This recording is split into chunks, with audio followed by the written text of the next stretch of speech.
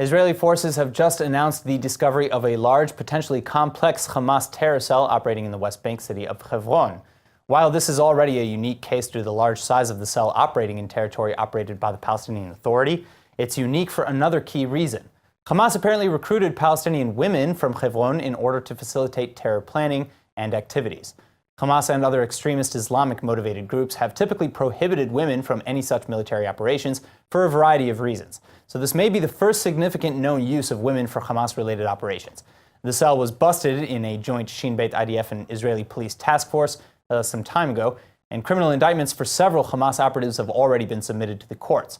The women in question are believed to have been used by Hamas for the purposes of laundering money in and out of the West Bank, as well as collecting and transferring secret intelligence.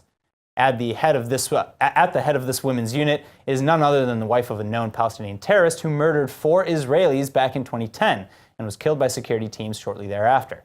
Now, it's interesting to note that this reveal comes mere days after a landmark ruling from Israel's High Court allowing the transfer of 5 female relatives of Hamas members to seek cancer treatments in Israel. The state originally blocked these women from receiving medical care on the basis that they were security threats and that doing so would weaken Israel's position with Hamas. The High Court's judges, however, ruled that using human lives as bargaining chips, especially in the case of these 5 women with no direct links to participating in any terror activities themselves, could not be defended and was illegal according to Israel's own laws. But this news of Hamas adopting new strategies to conducting terror is likely to add a lot of fuel to this debate.